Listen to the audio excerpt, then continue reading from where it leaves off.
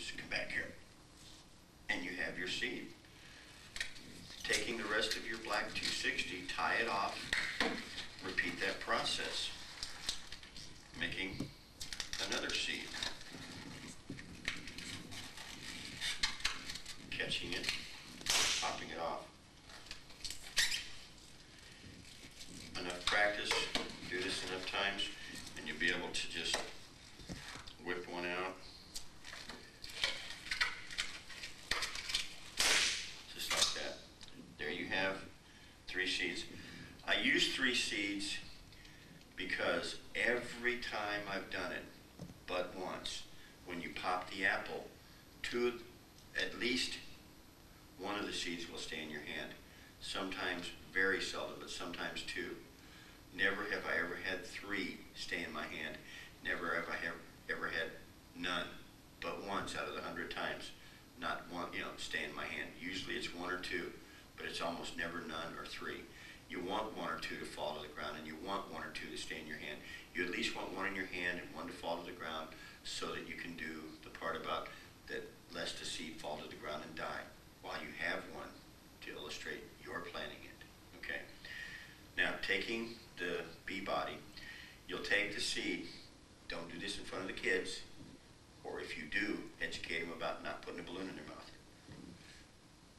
If you know a better way of doing this, that's fine. I was told not to talk with my mouth full. If you know a better way of doing that, call me, let me know. I'll put it on a tape. But I take it.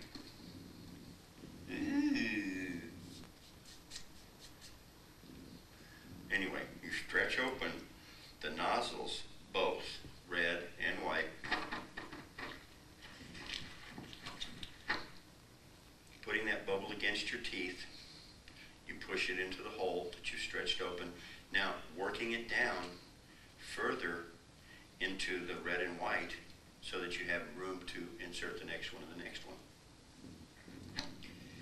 These things have been on the floor. We always tell kids, don't put that in your mouth, it's been on the floor. Well, I've got to teach you. I don't have time to make a new one, so. Besides, the word says if we drink any deadly thing, it won't hurt us, or if we pick up snakes, they won't harm us. I'm not a snake handler, and I won't be one, but, a balloon off the ground, I will. Number 3.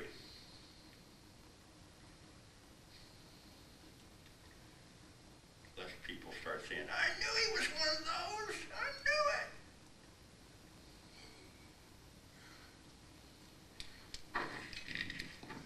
Okay, all 3 are in. You have to be careful not to push the white nozzle too far down in there, or you don't want it to go down at all. You want to be able to have it up on the top so that when you go to inflate this, you inflate the white one inside the red one. It's a little hard. I might want to use a pump, but I can, so I do.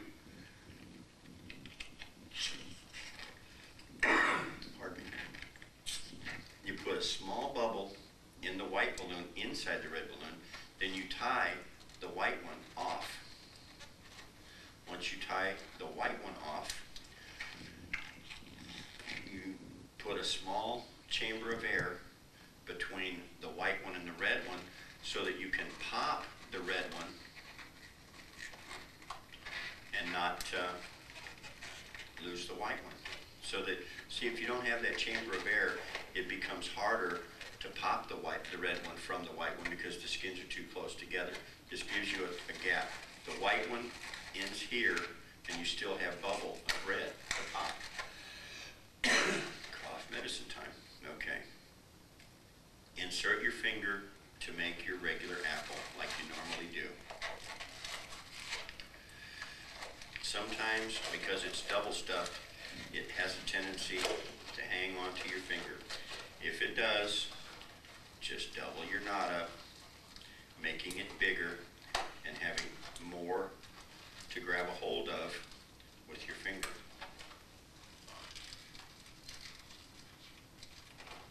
There. I push it up so that, you know what, maybe I won't. Maybe it'll be looser that way and won't hold so tight to my finger. Learn something new. Make your apple and proceed.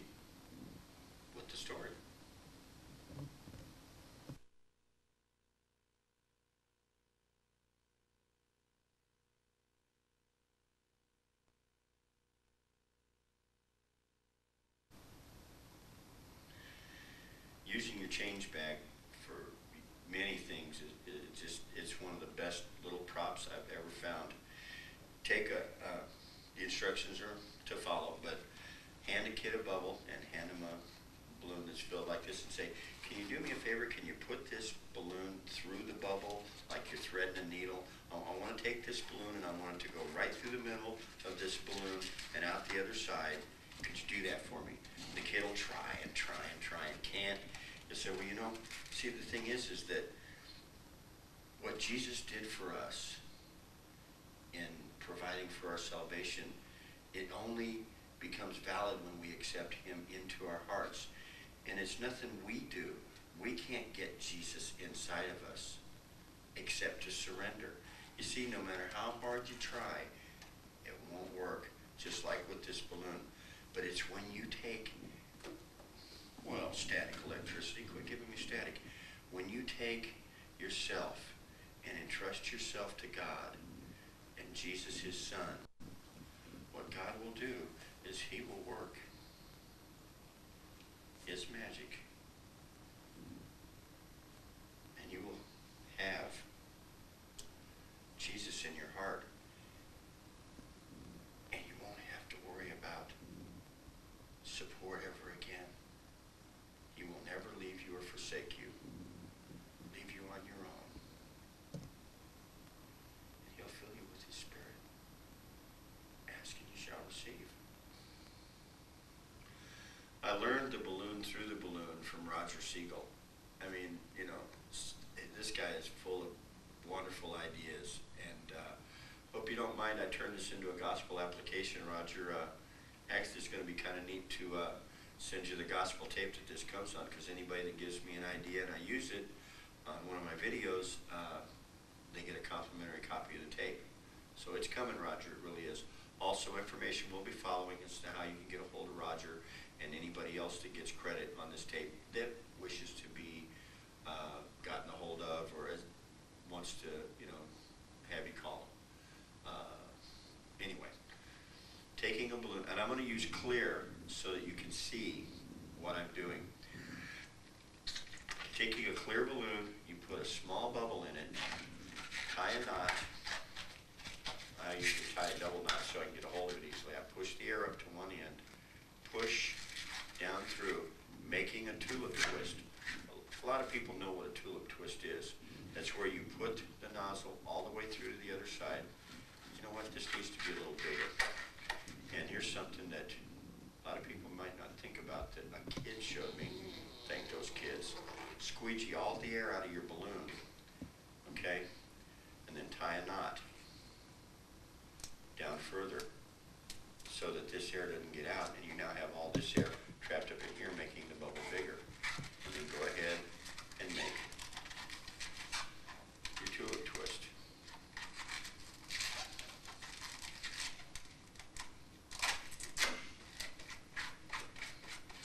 Now at this point, you take and wrap the nozzle around, or the rest of the working portion of the balloon, around that knot and back through the opening. And it's a little hard to do the first time or two, but once you learn, you can actually push. I missed it again. Let's see if you can catch it right here. I went around my thumb, I came through on the other side, then you pull that on through and pull that knot down tight. What you've done is you've trapped that knot so it can't come undone. Then with the scissors, you get rid of the excess balloon that you have. Don't get too close to the knot, because if you do, that can pop back through and unravel your knot. Now you take and insert that knot down inside the balloon by rolling the balloon, rolling it this way, and rolling that knot down in there further. You don't want it up toward the top. You want it down in as far as you can, so that when the kid's playing with it, he won't undo it. Then you take just a 260, put a puff of air in, and tie it off without inflating it. That's your balloon through the balloon. You could use this in a magic trick without a gospel application, but I certainly like the gospel application better. You can see right here why I use a solid color balloon so that you can't see this through the balloon. Otherwise, it loses its effect. Now, how you actually put the balloon through the balloon. Going down, holding a 260 in your hand to where you're not inflating the whole thing. You'll actually be starting the bubble this far down the balloon by entrapping that portion and putting a small bubble into the balloon.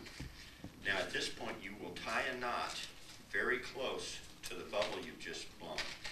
Being careful not to scrape this part as you pull the knot and scraping a hole against this balloon so that when you inflate this, it goes flat.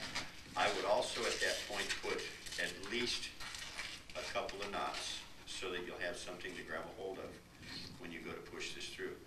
Taking and putting your finger on that knot, do your tulip twist. Once you've done your tulip twist, I stretch that up so that it will, I don't know why, it just seems to help make it easier. Now when you roll that knot up in there, go ahead and roll it almost all the way up to the other end so that it won't come undone on you either. Then you just put a puff of air in here like you did with the one that you're going to put through the bubble. So that it now looks like you have a balloon through the balloon. But you see the difference. Taking your change bag, and a change bag has two chambers. You saw me fumbling with it. I couldn't believe I was having such a hard time. But it has a little lever on the back that flips back and forth one way and the other. And what it does is there is a chamber inside the bag, and it actually has two separate bags that this flipping portion changes the bags, so that you now have the one bag open and you say, you have to do the routine with the kid of trying to put the balloon through. You put it into one side, you flip over the bag to the other side, like so. I didn't throw it down there far enough. Once you change sides, you put this in. Well, actually, you preload this. Back up, John. Get it straight. Preload this in one side. Close it off. You could actually, at this point, say, "See, the bag is empty. It's totally empty." And they say, "No, it's not. It's in there." I go, "What? It's in there where?" Get a zipper bottom bag, and you can say, "You see, the thing is the bag is totally empty. You see? I'm telling you, it's totally empty." Let's close this side now. Okay, you tried your best shot. Put them in here. So we put them in the bag. Do the change over, and it comes out with the balloon through the balloon. It's real raw. I haven't done it much. It's kind of brand new, but I'll be anxious to see what God does with it when He puts it into your hands. Call me and tell me.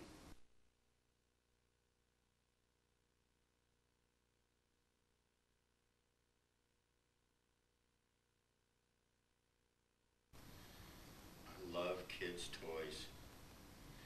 Anything that God gives you in an object lesson, if you can find it at a toy store, you can carry it in your pocket and make an illustration out of it.